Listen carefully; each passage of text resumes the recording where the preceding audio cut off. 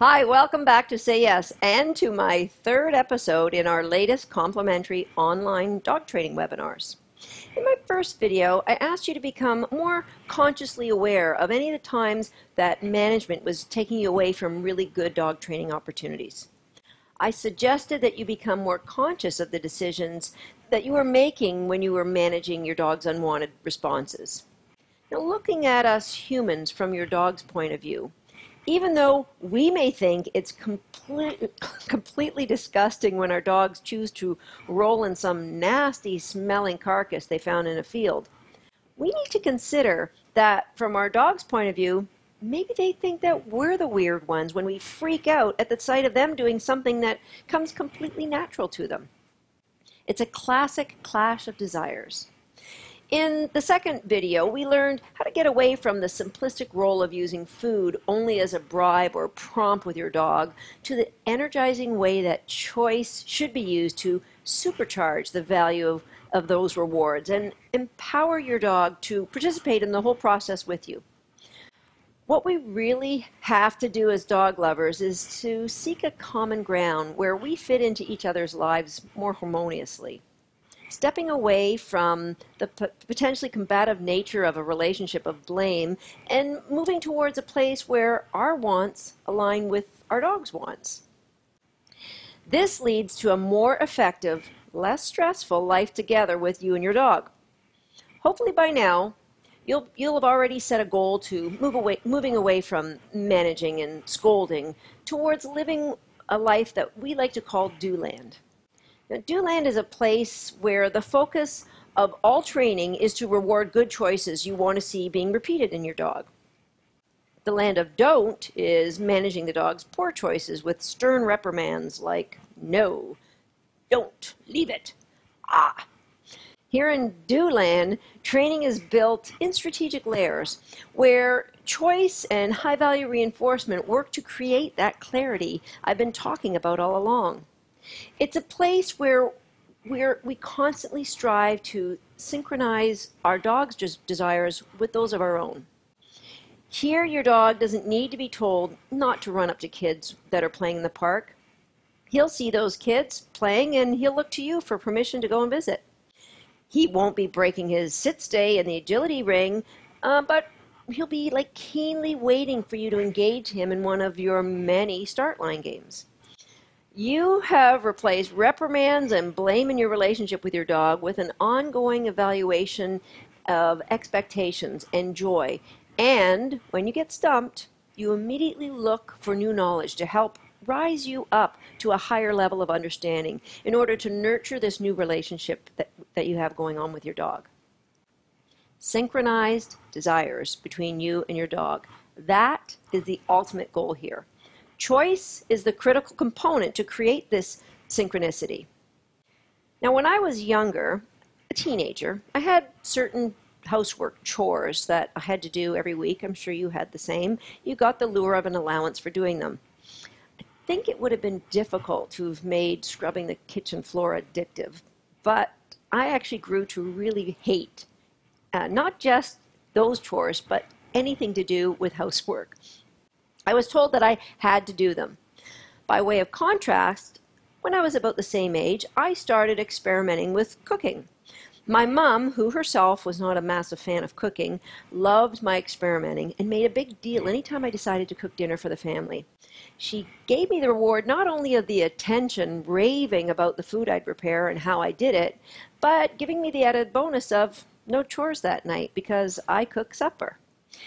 Is it any wonder that today I have a house cleaner and I've had one from the moment I could afford to hire one, but I rarely go out to a restaurant because I much prefer home-cooked meals. Choice helps to develop attraction because you've made the small steps towards choosing your own future. The same is true in the workplace. You know, most businesses have a way of really souring their employees to the point where the workers clock watch as the time winds down at the end of their workday, and many of them actually check out mentally long before that point. However, there are other corporations, like Google for instance, that's developed a culture that empowers their employees to the point that they take on ownership of the success of their businesses. I think you'll find that the role of choice versus overbearing rules play a big part of the success of those types of corporations. If when I'm competing in a highly energized agility competition, my dog doesn't want to wait at the start line, he doesn't want to hit a weave entry or drive to the bottom of his contacts, there's going to be nothing that I can do or say at that moment to change his mind.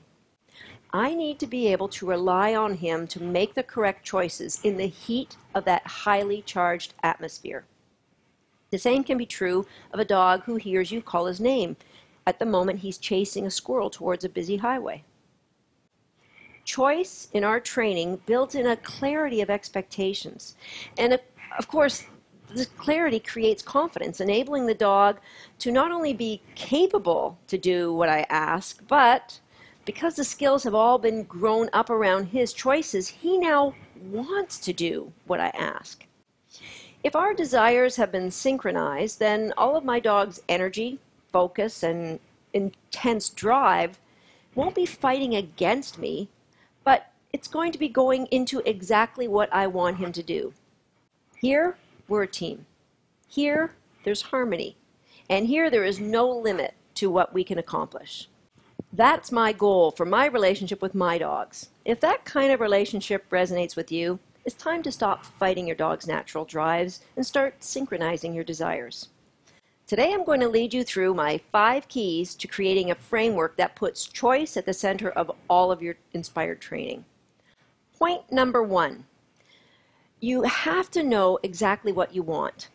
Document it in great detail, exactly what you want to see from your dog. Not in general vague terms like, I want a well-trained dog, but in really specific details, such as, I want my dog to come when he's called. And I only call his name one time, under any distractions, regardless of how far away I am or what he's doing at the time he hears me. I want him to race back to me as if he was chasing a squirrel. Have it in mind, have that goal in mind, exactly the behavior, or if there's a lot of things that you want to change, the behaviors that you want to see made different than what you've got right now. Point number 2.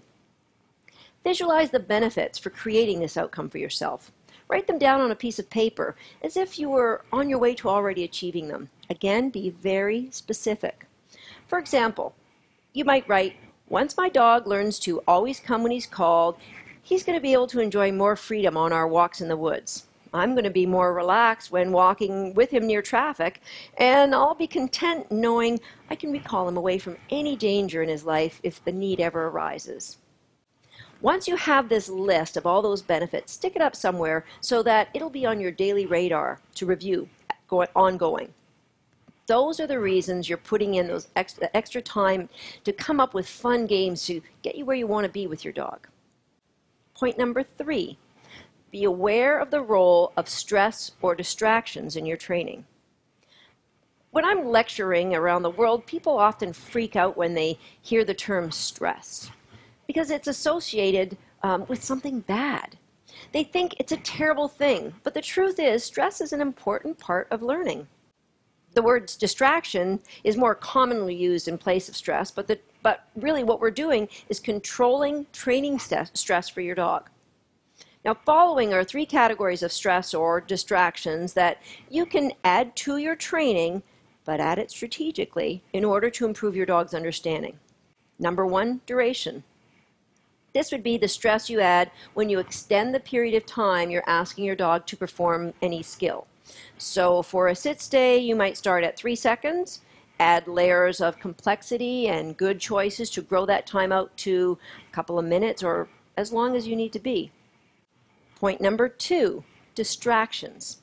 These can be created by stressing any of your dog's 5 senses: hearing, sight, taste, touch, or smell. Anything that creates a stress to your dog's performance. So it could be bouncing a tennis ball, or once you give your dog the taste of a great treat, he might not want to tug, or the sound of a squeaky toy. It might be somebody coming up and touching your dog while they're trying to work, or it could be the lure of a smell of a great big bowl of treats. You can stress any one of those 5 senses on your dogs as a way to distract them away from what they should be doing. Third element is the distance away. Now, this is indeed a massive stress to our dogs. It can be how far away you are from your dog while he's working any skill, or more commonly, it'd be how far away you are working your dog away from something he either loves or afraid of. So there you have it. Those are 3 of the stresses or categories of stress that you might work into your training. But let me tell you, I have a slightly different approach to the strategy of applying stress or distractions, if you like, to training. Rather than just teaching the dog to perform his job while you throw a bunch of overbearing distractions at him, what I like to do is first teach the dog what an appropriate response would be anytime he sees a distraction. To create this understanding, I work on distractions away from any other major formal training. Crate games is the first place my dogs have ever seen any distractions, and if you have my DVD, you know what I'm talking about. Here, the dogs are learning to make great choices without you ever having to say anything to them, to touch them. All that you have to do is close the door after a poor or inappropriate response. The dog's never scolded, but he is massively reinforced when he makes good choices. These good choices add layers of understanding and allow me to move on to test understanding with new and more intense stresses. We have taught him through crate games what an appropriate response to these stresses are. Nothing. Stay engaged. Keep doing what you're doing. Good things are happening. Now, key point number 4 in your framework, is to break your goal of the desired behavior into small, manageable responses that you can train individually. A behavior chain or skill can be broken down into smaller behaviors, and a behavior can be then broken down into smaller desired responses. If you're trying to teach your dog how to extend his rear leg straight out behind him above his back, that's a pretty complex skill compared to, say, teaching him to touch his nose to your hand. One requires a great deal of chunking down, and the other doesn't. Next, consider the complexity of the nature of the environment that you want the finished product to be performed in. Teaching a dog to come most of the time when you call him when you two are alone in the kitchen is going to be a lot easier than getting that dog to reliably come to you with one cue under any environmental distractions that you believe he's going to face throughout his lifetime. And lastly, you need to consider the complexity that comes along with the natural drives of that dog. Teaching a beagle to find your keys is going to be a lot less complex than, say, teaching a Pekingese to perform the same skill. The beagle comes with natural drives that you can use to your great advantage when designing a scent training program. Take into consideration the level of complexity for the skill being taught to the dog you love, and build in the necessary layers of foundation to bring you to the success you desire, rather than using your breed or perceived shortcomings of that individual dog as an excuse to accept mediocrity. Regardless of where you're starting from or where you're aiming to go with, if you break those skills down into clear layers of understanding, you're going to create the confidence in the dog to keep moving forward and readily accept more and more complexity in your training. The 5th and final key in your inspired training framework is to be strategic in how you build value for correct choices, and at the rate you increase that complexity in your training. We often refer to the early stages of training around here as value building stages. Here, you've got to manipulate the dog's environment so that the obvious choice, the choice that you want your dog to make, is extremely easy and attractive to the dog. The wrong choice, although difficult, is never going to be impossible, because we do want to see the dog make his own what choice. However, the key at this stage is that you've got to be able to control access to any reinforcement that dog's going to receive if he chooses incorrectly. Let's say, for example, You're training your dog's recall. You've done a few reps at home. He's doing great. You've just been working you and your dog in the backyard. Things are going pretty well. So you make the decision. You're going to try to increase the challenge by doing a recall at the park. Now here, if the dog chooses incorrectly, rather than coming to you, he decides to chase a squirrel, you've lost control of the reinforcement he's going to receive. Remember, reinforcement builds behavior for choice. Your dog has just made two powerful choices. First, he chose not to come when you called him. Second, he chose to chase the squirrel. Both of those choices got reinforced by the act of him chasing. Now, this is something that I just never want to see happen with my own dogs. Sure, occasionally things happen, but my goal is I don't ever want inappropriate reinforcement happening for behaviors that are outside my reach. Your goal is to manipulate your dog's environment so that you are always aware of the level and intensity of the distraction being experienced by that dog. Any distractions or stresses the dog sees will not happen by chance, but will be strategically applied in a way that you can control the outcome of a poor choice. With this in mind, don't be in a hurry to leave the early value building stages of training to test your dog's understanding by throwing him in the deep end of the pool. Before you ask for a really complex skill off leash at the bunny farm, you want to make sure you've put in tons and tons and tons of foundation layers of good choices. Without including any of those necessary layers of understanding to help build value for the right choice, success is going to elude your dog. Now, my training mentor, animal great Bob Bailey, cautions us to use a rule of 80% success. When you're working with your dog, you want to aim for the animal having 80% success at any one skill or response before you increase the challenge and add complexity to your training. Now, depending on the skill, it may take one session to get you there, or it may take many. If you've broken down the behavior for your dog and properly manipulated your environment for your dog's current level of understanding, you should progress to your next layer of inspired skill training very rapidly. You continue on this value testing stage of training, evaluating your dog's responses as you add complexity to the environment, allowing for failures, but having that 80% rule be your guide. And your dog's understanding is strengthened through the massive value of reinforcement that he receives from you, coupled with that power that his correct choice brings him. This takes us to the top layer of understanding, that layer that I'll call mastery. Here you can throw any distraction at your dog and he just won't get it wrong. You can be any distance away, generate any over-the-top atmosphere of excitement, and still your dog keenly shows that he understands what you want by making the correct choice time and time again. It's as if the dog is on autopilot. There's no thinking in that moment that has to happen. The dog instinctively gets it right, as if those choices have been genetically programmed in him from birth. Those foundation layers are a critical part of creating mastery of understanding in any skill for your dog. Design each layer into a reinforcing game that both you and your dog will love to play, and your job as a dog trainer will never seem like work to either of you again. This is a powerful formula for making a change to any unwanted behavior, something that your dog has right now that you're concerned about. But if you share my ultimate goal of synchronized desires, imagine what an amazing working relationship you can have built into every new skill you train with your dog.